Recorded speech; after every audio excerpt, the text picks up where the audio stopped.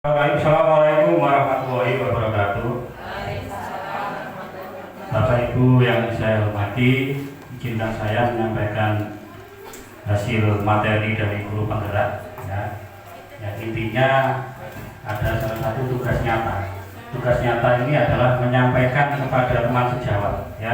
Dan dalam hal ini saya sampaikan kepada teman-teman KKB BAI Kecamatan Pucuk serta Bapak Ibu Guru SDN Ngambek. Nah, pada pembahasan kali ini adalah tentang budaya positif. Apa itu budaya positif? Itu nanti akan kita bahas. Insya Allah saya lengkapi materi dengan video. Nanti sama Bapak Ibu bisa mengetahui dengan baik. Baik, sebelum kita mulai, marilah kita berdoa dulu. Semoga acara pada hari ini diberikan kelancaran serta ridho dari Allah Subhanahu wa Ta'ala. Berdoa mulai. Silakan.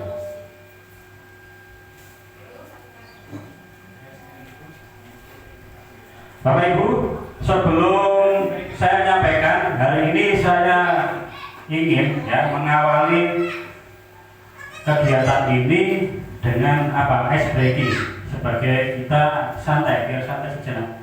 Ice breaking ini bisa kita terapkan sebelum pembelajaran atau di sela-sela pembelajaran saat siswa itu terlihat bosan. Terlihat bosan atau sudah mulai ngantuk, kita bisa ice breaking. Ice breaking di sini adalah bisa menggunakan berbagai cara, termasuk tepukan, joget dan lain sebagainya. Ini saya ingin ice breakingnya membuat pantun. Nah, ini salah saya, nanti saya tunjuk maju ke depan membuat pantun. Apa saja? Sebenarnya kalau Joko Tinggal diprotes Gus apa kemarin Gus Muhammad. Baik, kita mulai dari Bu Maria dulu, silakan. Kita maju ke depan membuat pantun.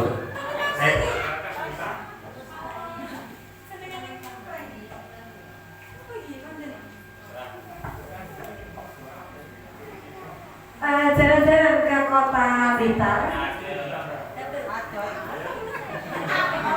Jangan lupa membawa payung. Kalau kita punya anak pintar, jangan lupa untuk disanjung. Satu lagi kayaknya satu lagi. Yang tadi perwakilan ibu-ibu, sekarang bapak-bapak. Nah, ini Pak Riza, Pak Riza. Silakan. Ya, semangat ya.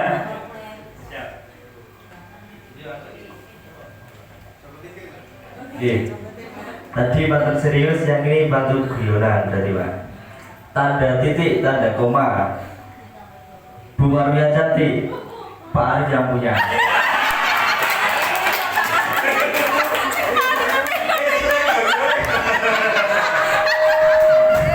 Baik Bapak Ibu, hari ini kita akan bahas kita di breaking digunakan pada saat sebelum pembelajaran. Nah ini sebagai situasi biar lebih santai. Hari ini yang pertama adalah disiplin positif dan nilai-nilai kebajikan universal. Yang kedua teori motivasi hukuman. Terus yang ketiga keyakinan kelas. Keempat kebutuhan dasar manusia. Lima posisi kontrol. Dan keenam adalah segitiga restribusi. Nah, kita pelan-pelan hari ini ya. Yang pertama budaya positif. Budaya positif ini diterapkan di lingkungan kelas kita atau di lingkungan sekolah kita. Kalau dalam lingkup guru kita membuat budaya positif di kelas. Tetapi kalau lingkup sekolahan itu adalah tugas dari kepala sekolah. Nah, suasana yang positif ini nanti akan mendukung proses pembelajaran yang nyaman, kondusif, juga sesuai dengan keinginan siswa. Jadi kebutuhan siswa itu sebenarnya Bu ya? Jadi tidak bisa kita recoki dengan pembelajaran. Hanya kita menyampaikan sesuatu, kadang mereka itu bosan. Nah, dari rasa bosan itu tersebut banyak sekali misalkan terjadi siswa itu bolos sekolah. Nah, terus siswa itu bandel di kelas. Itu karena kebutuhan mereka tidak terpenuhi. Nah, disinilah tugas kita untuk menerapkan positif karena menimbulkan sebuah keamanan sehingga siswa itu bisa belajar dengan baik dan nanti tujuannya adalah bisa mencapai profil pelajar Pancasila yang ada 5 itu ya. Nah, budaya positif ini berbentuk nilai keyakinan keyakinan kebiasaan bersekolah yang berpihak pada murid dapat berkembang menjadi pribadi yang berkarakter sesuai dengan profil berjajak Pancasila. Di antaranya ini ada penerapan disiplin, ini ada tata tertib, teratur, kepatuhan pada peraturan, dan yang terakhir hukuman. Coba, ini sebelum saya mulai ada sebuah pertanyaan ini, coba.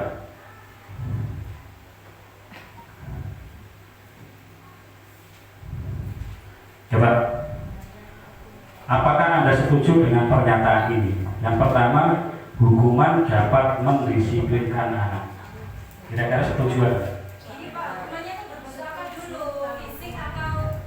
Sama, hukuman itu adalah bentuk fisik juga bentuk verbal. Yang namanya hukuman itu pasti menghukum. Kalau saya ke fisik tidak setuju. Tidak setuju, ya? Karena apa? Ada sebuah alasan. Iya Pak, karena kalau beda lagi hukumannya itu, sudah kamu hukumannya membaca istighfar seperti itu beda. Kalau hukumannya fisik terus jelasannya itu malah bagus, mana bikin mentalnya beda. Nah, yang pertama, misalkan ada penulis saya tidak akan mengulangi lagi atau hukuman istighfar. Tetapi di sini prinsipnya tidak bisa mendisiplinkan anak karena tidak bisa menumbuhkan dari dalam sendiri, dalam diri intrinsik. Jadi seolah-olah anak itu memenuhi kewajiban, memenuhi kebutuhan itu karena takut dihukum, tapi tidak mempunyai kesadaran diri. Nah, makanya di sini yang pertama sangat tidak setuju. Apa bentuknya nanti? Ada sebuah keyakinan kelas, bukan sekedar hukuman, tetapi mengingatkan keyakinan kelas. Yang kedua, pemberian hukuman positif. Lah ini tadi yang disampaikan Bu Maria, ya. Memang bagus hukuman positif, misalkan istighfar atau apa. Tetapi sekali lagi prinsipnya tidak bisa membuat anak sadar. Dari sadar diri tidak bisa membuat, tapi hanya melaksanakan karena takut. Besok kalau Bu Maria tidak masuk, dia pasti mengulangi lagi. Nah, seperti itu ya. Hanya takut karena. Yang ketiga, memberi penghargaan dapat meningkatkan motivasi belajar anak. Saya kasih uang, kalau bisa ranking 1 misalkan anak saya, tak kayak duit saya ketemu misalnya. Atau kalau bisa kamu surat anak saya kasih uang 50.000. Kira-kira bisa meningkatkan motivasi belajar?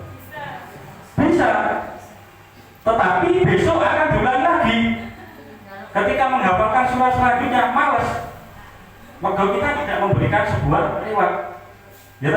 Jadi akhirnya menjadi kebiasaan. Padahal itu bagus, tetapi sebenarnya tidak bagus. Kalau begitu saya katakan mau surat selanjutnya gak dikasih lah. Karena ketergantungan itulah menjadi buruk sebenarnya. Makanya saya sebelum pelajari ini sering ucap-ucap pakai sopoi saya jawab pakai 5.000. Ternyata hal tersebut memang bagus sebenarnya, tapi secara idenya tidak bagus. Anak itu akhirnya mulai malas lagi, berarti kayak duit panas ya. Akhirnya kalau ada uang baru semangat. Nah, ini menjadi sebuah ketergantungan itu tadi yang menjadi. Nah, ini sebagai refleksi saja. Karena penerapan disiplin di kelas itu nanti berdasarkan sebuah keyakinan kelas sebenarnya. Nah, di sini makna disiplin mengatakan bahwa untuk mencapai kemerdekaan atau dalam konteks pendidikan kita saat ini, murid yang merdeka itu adalah syarat utama harus ada disiplin yang kuat.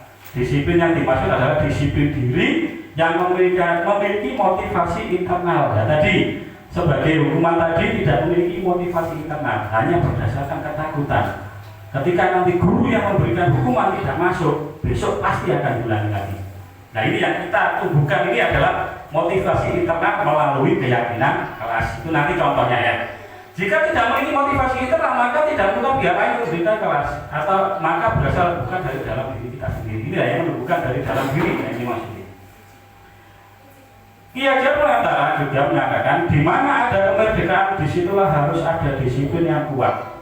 Sungguh pun disiplin itu bersifat self disiplin, yaitu kita diri sendiri yang mewajibkan kita dengan suka-sukanya. Jadi mewujudkan disiplin dari diri sendiri, bukan dari sekedar peraturan.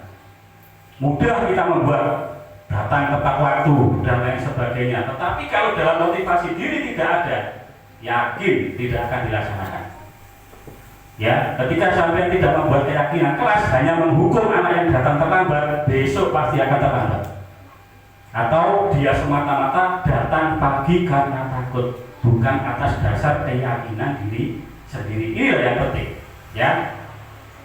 Adapun definisi merdeka ini adalah tidak hanya terlepas dari perintah, akan tetapi cukup memerintah diri sendiri, membangkitkan motivasi sendiri. Oga-oga anggar diperintah murid itu ya, silakan bersihkan kelas ya setiap hari, tidak harus itu. Tetapi bagaimana cara kita menumbuhkan anak itu tumbuh dalam diri sendiri, tidak usah diperintah, akhirnya anak itu tersebut secara tidak langsung membersihkan kelas di sini. Ini yang penting. Nah, disiplin positif merupakan suatu cara penerapan disiplin tanpa adanya kekerasan fisik maupun psikis kepada murid, yang dalam prakteknya melibatkan komunikasi efektif antara guru dan murid. Yang kedua, dalam penerapan disiplin murid diajarkan untuk memahami konsekuensi dari apa yang dilakukan. Jadi ketika mereka telat, konsekuensinya apa? Dia sadar sendiri. Ketika saya telat, ya, ketika saya datang terlambat, ketika saya membuang sampah, konsekuensi itu dia sadar sendiri. Jadi bisa dilihat disiplin positif merupakan salah satu cara pendidikan yang bertujuan untuk menanamkan dan menumbuhkan kesadaran serta memberdayakan murid untuk melakukan sesuatu tanpa paksaan. Nah ini nilai-nilai kebajikan. Jadi kita sudah menginjak pada nilai kebajikan. Coba Bapak Ibu, ya, bahasa maupun paling besar sikap berlaku kita, nilai merupakan fondasi kita berlaku. Nilai-nilai kebajikan sifat positif manusia yang merupakan tujuan mulia ingin dicapai setiap individu. Jadi ada sebuah nilai yang saya contohkan ini Bapak Ibu.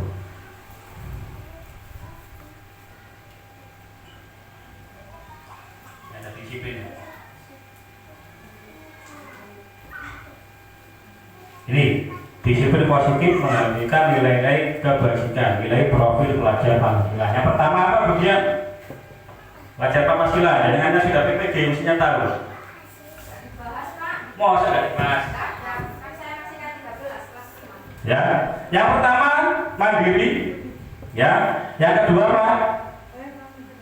Bernalar kritis, kreatif, bergotong royong, berkebinekaan global, beriman, bertakwa, dan berakhlak yang baik.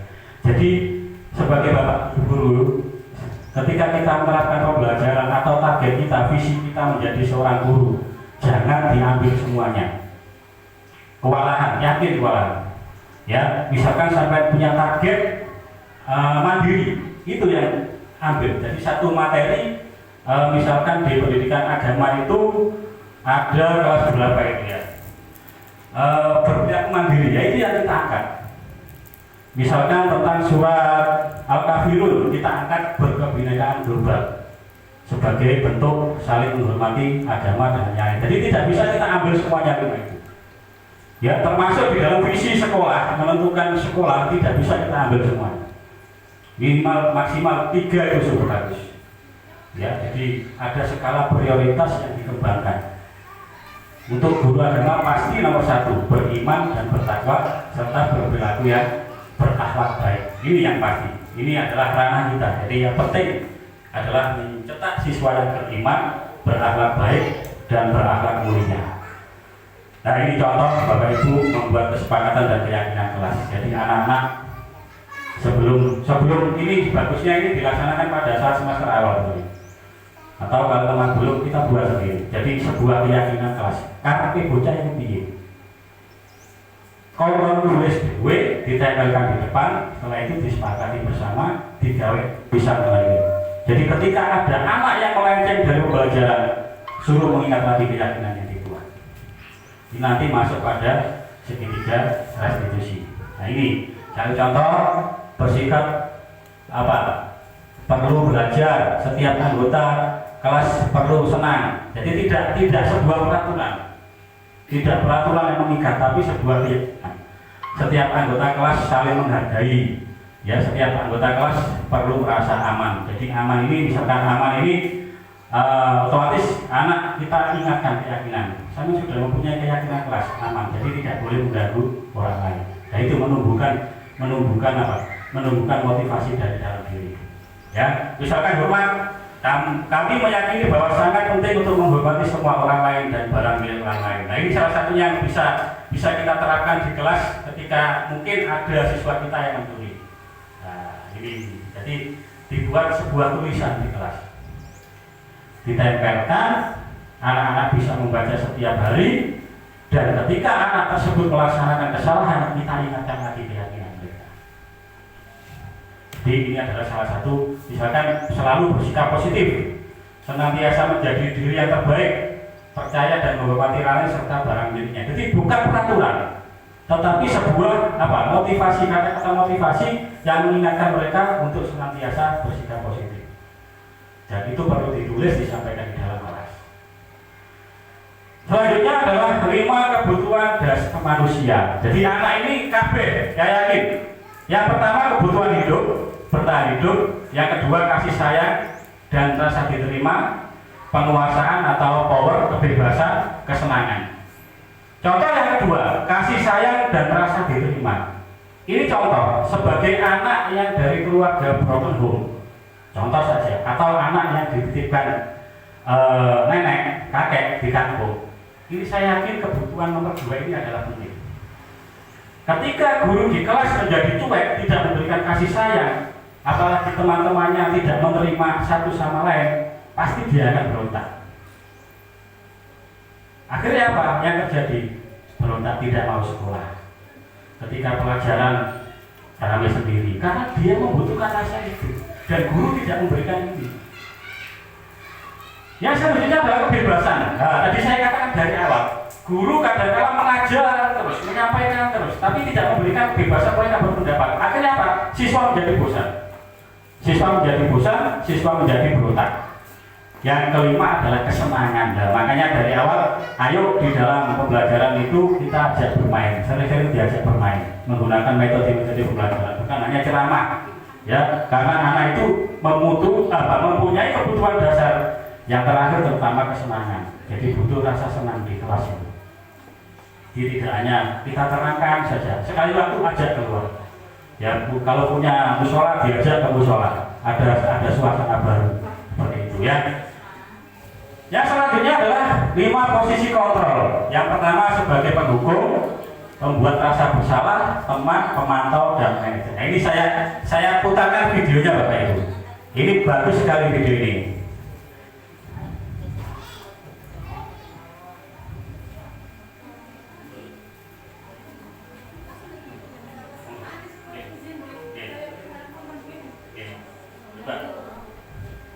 Ini ada sebuah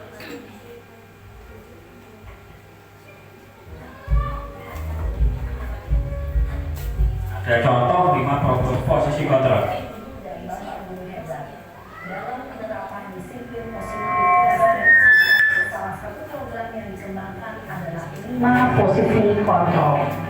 5 posisi kontrol dalam restitusi adalah proses perjalanan seorang pendidik agar dapat mengenali dirinya. Pada video kali ini, kita akan membahas tentang 5 posisi kontrol yang dikembangkan oleh Diane Dawson dan contoh penerapannya.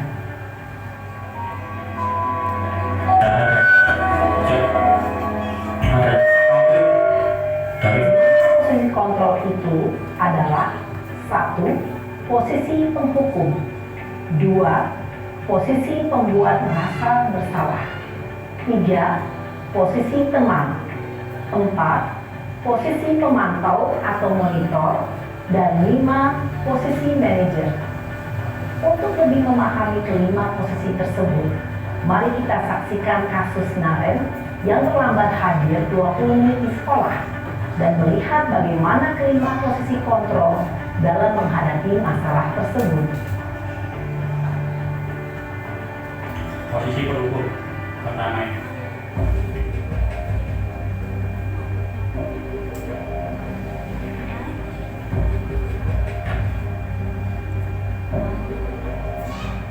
Naren! Sini kamu! Selamat pagi Bu. Selalu terlambat. Kamu deh, pasti terlambat. Maaf Bu, Saya Apa? Apa coba? Alasan kamu apa lagi? eh, Kapan sih kamu tidak terlambat? Malas sekali ya kamu jadi anak. saya Dasar pemalas. Gak kapok-kapok sih kamu. Sudah berapa kali terlambat? Sana, kamu keliling lapangan basket 2 kali. kenapa saya harus keliling lapangan basket, Bu? Kenapa? Kamu melawan ibu? Berani-beraninya jawab. Sudah terlambat, masih berani jawab pula. Sekarang, keliling lapangan basket 5 kali sekalian. Biar kapok. Cepat. Pergi sana ke lapangan basket. Posisi penghukum biasanya berbicara dengan nada tinggi, menghardik, menunjuk-nunjuk, menyakiti, dan menyindir. Hukuman bisa berupa fisik maupun psikis. Ibu dan bapak guru hebat. Dampak yang terjadi pada murid ketika guru berada pada posisi penghukum adalah murid cenderung akan memberontak, bahkan menyimpan dendam. Selanjutnya,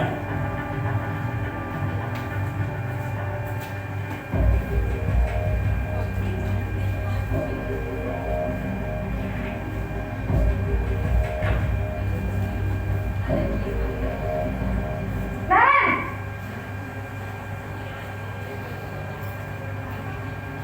Selamat pagi, Bu. Naren. Kamu kenapa terlambat lagi, nak? Ya Tuhan, Naren. Kamu senang ya bikin ibu susah ya? Kalau kamu terlambat lagi, nanti ibu yang ditegur bapak kepala sekolah, nak. Disangka ibu tidak bisa membina kamu. Duh, gimana ini? Maaf, Bu. Duh, Gusti Naren. Kamu suka ya kalau ibu tegur bapak kepala sekolah? Terus, sekarang ibu harus tulis apa yang di buku absen? Ini kamu sudah sering terlambat loh. Ibu harus apa coba? Maaf, Bu. Maaf sekali. Ya sudah, lain kali jangan bikin ibu susah lagi ya nak ya. Ibu tidak akan kuat lagi kalau kamu begini terus. Bisa jantungan kalau ibu ditegur bapak kepala sekolah. Sana cepat ke kelas. Maaf ya, Bu. Maaf sekali. Posisi pembuat rasa bersalah berbicara dengan nada tenang, cenderung lembut. Namun kata-kata yang diutarakan membuat murid merasa menjadi orang yang gagal, memandang buruk dirinya sendiri, merasa tidak berharga, dan tidak sanggup membahagiakan orang lain. Ketika guru mengambil posisi pembuat rasa bersalah, murid akan menganggap dirinya yang bersalah dan ia akan menyimpan emosi negatif tersebut di dalam dirinya. selanjutnya posisi teman.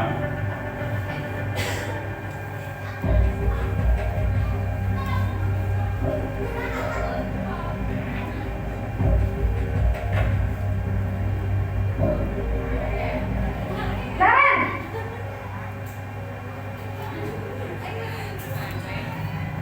Selamat pagi, Bu. Wah, sudah jam berapa ini nak? Terlambat lagi ya sayang. Iya, Bu. Habis ibu saya lupa bangunkan saya, Bu. Kamu malah menyalahkan ibu kamu. Kamu bukannya anak yang larinya paling kencang. Kok terlambat sih? Iya, Bu. Saya memang terlambat bangun tadi. Jadi, biarpun saya lari kencang, tetap gak kesenja, Bu. Ya sudah sana. Nanti lain kali larinya lebih kencang lagi ya. Biar gak terlambat lagi. Bikin seneng ibu. Demi ibu. Bisa kan? Bisa lah, Bu. Ya sudah sana masuk kelas. Ibu beresin urusan absen kamu. Kamu ini ada-ada saja. Dalam posisi teman, guru berbicara dengan nada suara ramah, akrab, cenderung bersenda jempol untuk menjaga suasana tetap santai. Murid akan merasa senang, aman, dan akrab dengan guru. Identitas yang tercipta adalah identitas sukses atau berhasil. Namun, perlu diingat, karena ini masih dorongan eksternal, maka ada faktor ketergantungan dari murid kepada orang tertentu. Di sini guru absennya, sehingga di lain waktu murid bisa berperilaku baik, namun hanya kepada orang-orang tertentu saja. Selanjutnya sebagai promosi pemantau atau monitor.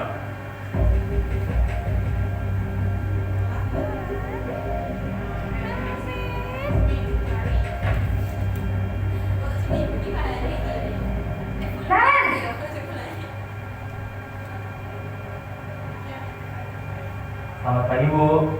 Naren, apa peraturan sekolah kita tentang jam berapa kita harus masuk sekolah, Nak? Kita harus di sekolah jam 7 Bu. Iya betul, sekarang sudah jam 7.20. Naren sudah tahu konsekuensinya jika terlambat hadir. Paham Bu, saya harus tinggal kelas pas jam istirahat selama 20 menit. Ya benar, konsekuensinya demikian. Jadi nanti jam 9.30 pas istirahat, kamu harus tinggal di kelas, kerjakan tugas tambahan untuk ketertinggalan kamu, ya? Baik Bu. Posisi pemantau mengandalkan penghitungan atau data untuk mengontrol murid. Guru mengarahkan murid berdasarkan peraturan dan konsekuensi. Seorang pemantau menunjukkan bahasa tubuh dan ekspresi wajah yang datar dan cenderung formal. Yang terakhir adalah sebagai manajer.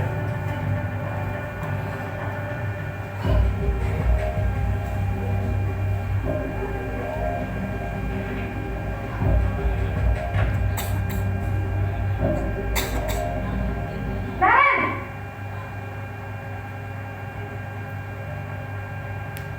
Selamat pagi Bu. Selamat pagi, Naren. Maaf Bu, saya terlambat. Iya, sekolah masuknya jam 7, sekarang sudah jam 7.20. Jadi sekarang bagaimana ini, Naren? Maaf Bu, saya lupa setel alarm saya semalam. Baiklah, menurut kamu, keyakinan sekolah yang mana yang perlu kamu tingkatkan? Dan keyakinan sekolah. Menghargai diri sendiri dan orang lain mungkin ya Bu. Setuju. Jadi, apakah Naren meyakini prinsip saling menghormati tersebut? Iya Bu, saya meyakininya. Apakah Naren bersedia memperbaiki masalah keterlambatan ini? Bersedia Bu. Bagaimana kamu akan perbaiki masalah keterlambatan ini?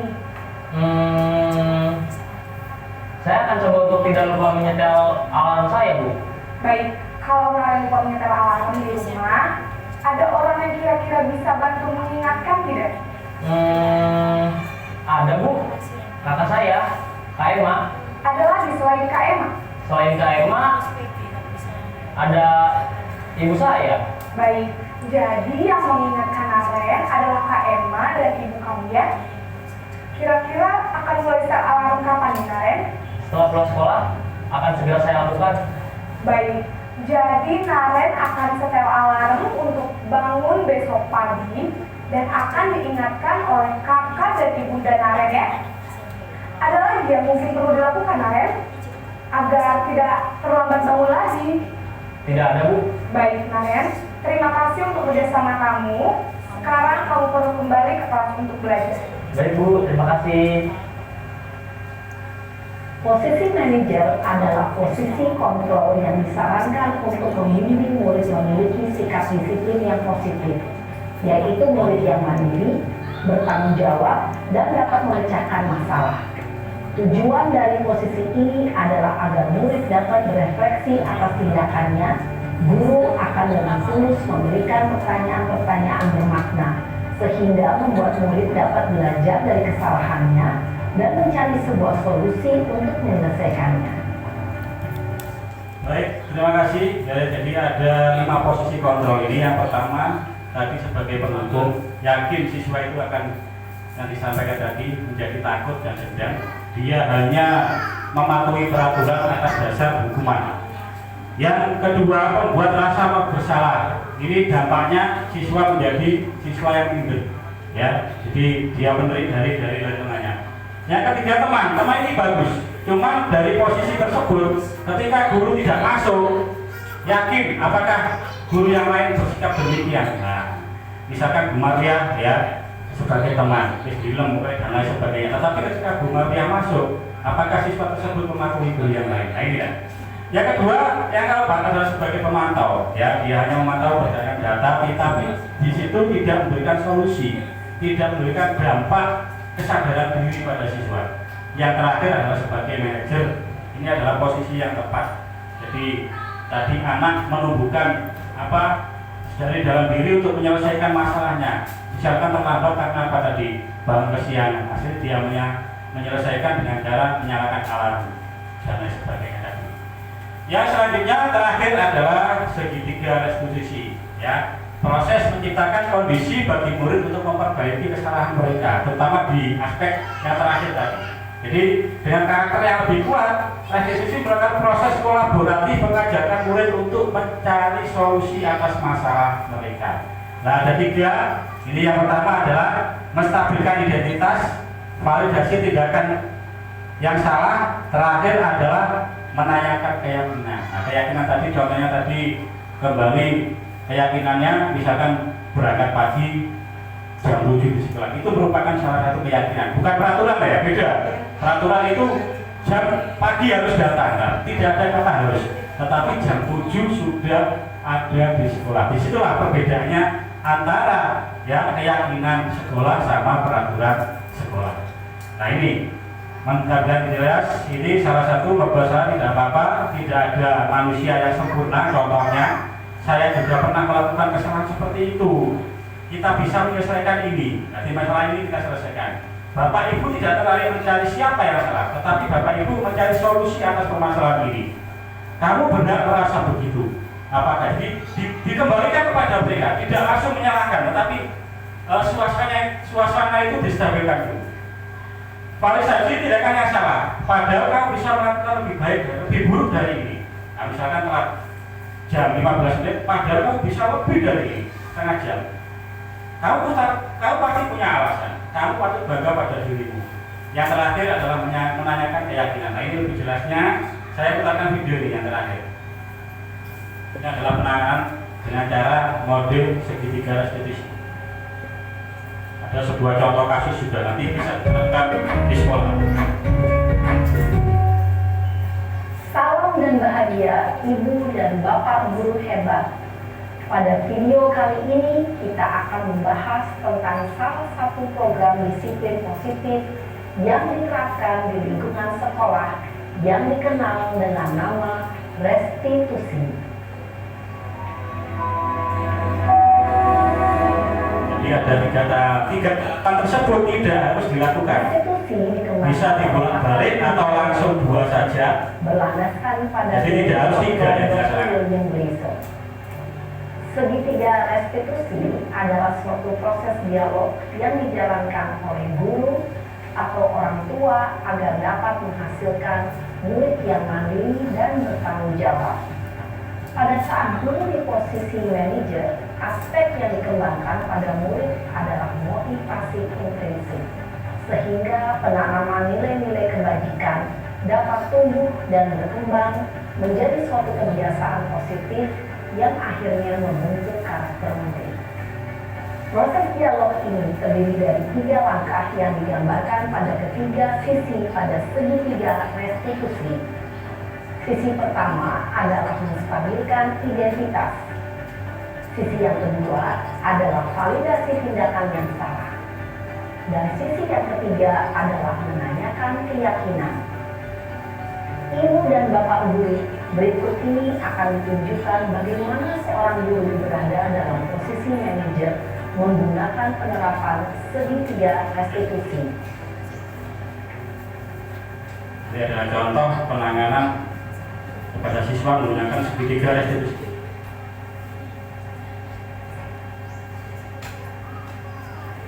Iya, Sarah. Ya Pak. Sudah lama nggak ketemu Sarah? Kenapa hari ini ada di sini? Tapi kan jadi Oh Pak, mau banget. Masa aku dikatain tukang fitnah Pak?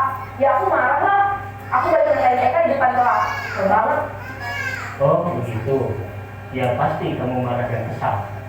Bapak juga akan marah apabila ada yang menuduh Bapak seperti itu. Kemudian pada saat itu validasi kamu tindakan merasakan salah. apa? Ya saya harus mengatain Eka lah Pak. Kesel banget, saya bentak-bentak dia depan teman-teman lain. Oh begitu. Pasti kamu melakukan seperti itu karena suatu alasan tertentu kan? Iyalah, maksud saya diam saja Pak. Ya saya bela diri lah, maksud saya dituduh tukang fitnah.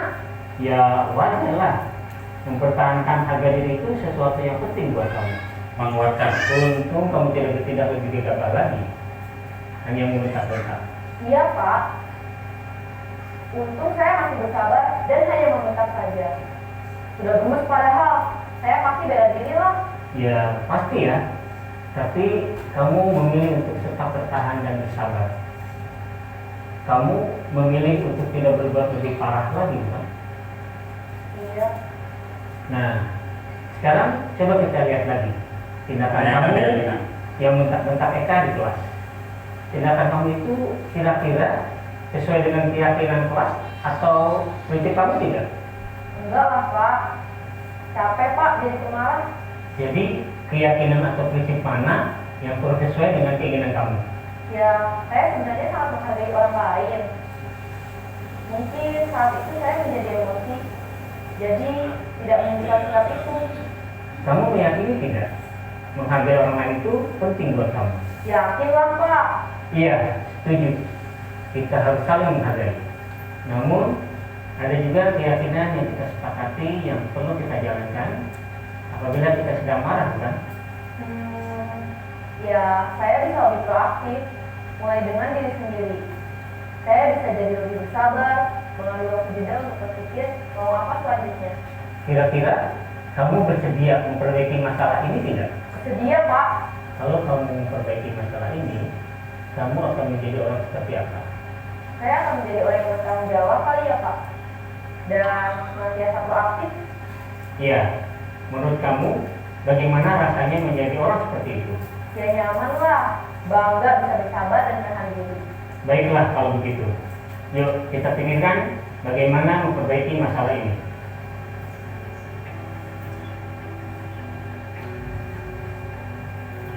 Praktek di lapangan tidak mudah, tetapi dari teori-teori ini bisa kita terapkan sedikit, ya. Nah, dari 3 ini tidak harus kita laksanakan semuanya. Misalkan kita langsung tanpa menstabilkan identitas, langsung validasi diri kan bisa, menanyakan keyakinan bisa, atau berurutan validasi diri kan yang salah dulu, menanyakan keyakinan, atau sebaliknya menstabilkan identitas bisa, dibolak-balik bisa. Jadi tidak harus berurutan, yang namanya tidak. Selanjutnya, ini terakhir ya, ini ada sebuah hati,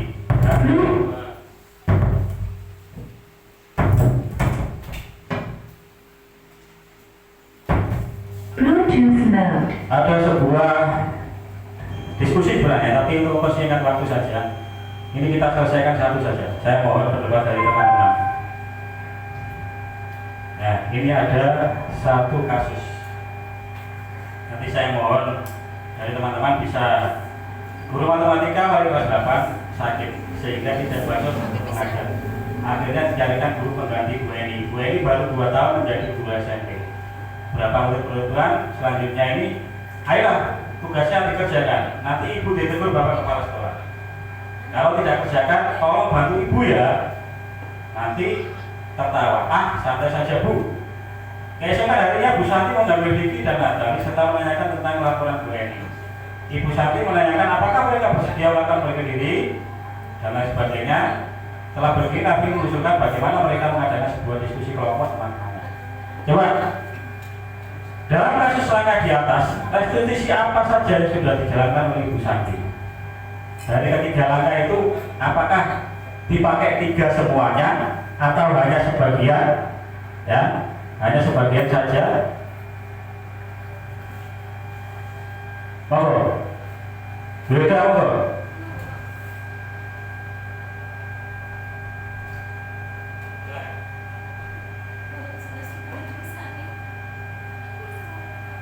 Nah ini kasus 1. Coba, ini terakhir saja. Mestinya ada 4 nih, cuma saya kasih 1 saja.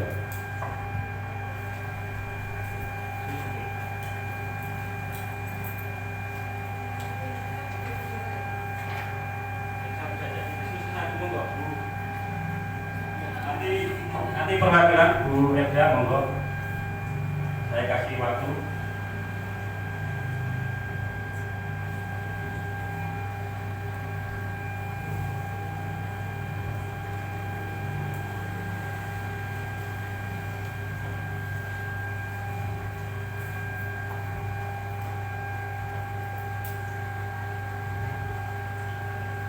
Atau diskusi nanti kita lanjutkan setelah pertemuan ini ya.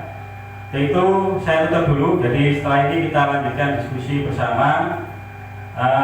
Dari pemaparan di atas memang belum sepenuhnya sempurna karena saya juga masih terus belajar.